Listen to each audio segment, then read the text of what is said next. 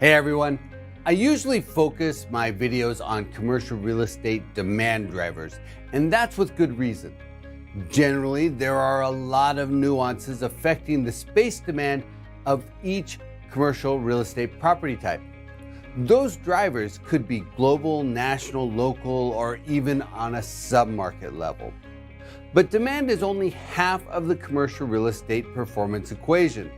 The other half is supply, particularly new supply. So this week, I'm going to focus on the new supply outlook and how it's affecting commercial real estate in 2024. But before I drill into how many millions of square feet and how many new units we expect in 2024, I do want to touch on construction costs.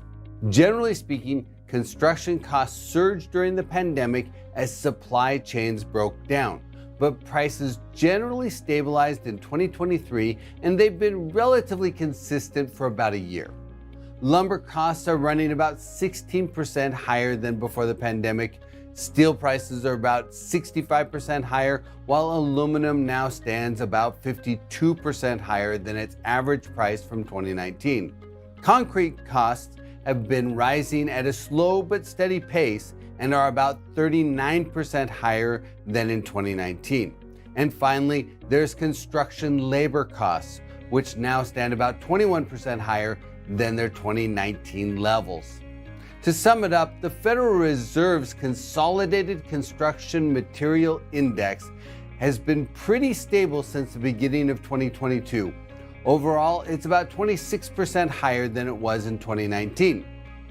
The other significant cost dimension I should mention is the interest rate on construction financing.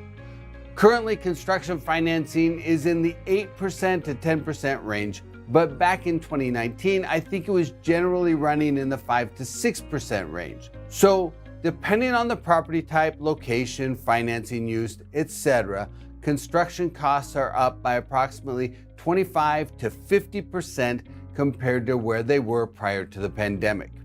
Now, I'm going to focus on the new supply trends of the four main property types, starting with office.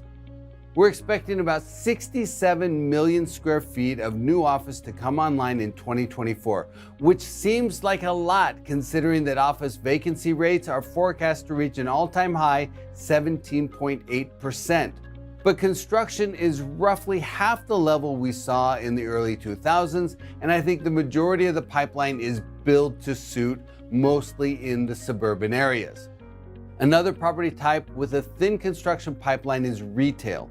We're forecasting about 40 million square feet to come online in 2024. That's about 75% below the construction pace of the early 2000s, and about 70% of the expected completions will be single-tenant retail properties. Retail construction has been down significantly since the global financial crisis, and that's part of why the retail sector is outperforming with a forecast vacancy rate of 4.8% in 2024. That's just a bit above the 4.6% record low of the third quarter last year. At the other end of the construction pipeline spectrum, with record or near record deliveries, are industrial and multifamily. We anticipate the completion of about 360 million square feet of industrial space in 2024, which is coming off the addition of about 400 million square feet in both 2022 and in 2023. For about 8 years straight, developers have been growing the inventory of industrial space by about 2% per year.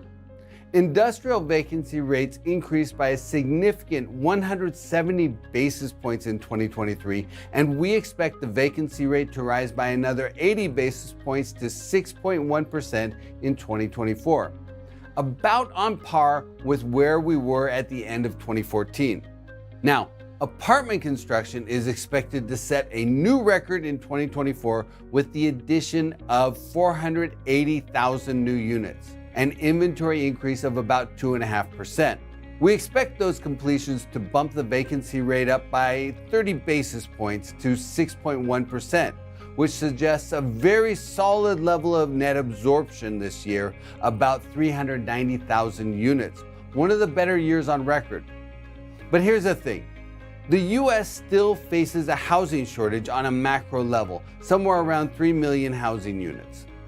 And the cost of homeownership is out of the reach of most. Only about 25% of US households could qualify for a Freddie Mac mortgage on a median-priced home, even if they had the needed down payment. The affordability gap between the average monthly rent and the monthly house payment on a median-priced home is about $1,300 per month, an all-time high. So while the huge wave of apartment construction is needed, I think the completions will outpace absorption in 2024.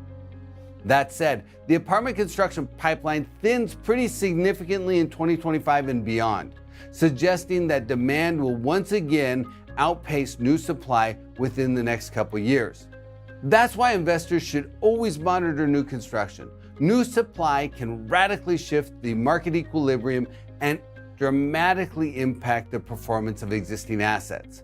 That's just one more reason investors need to keep their eyes on the horizon.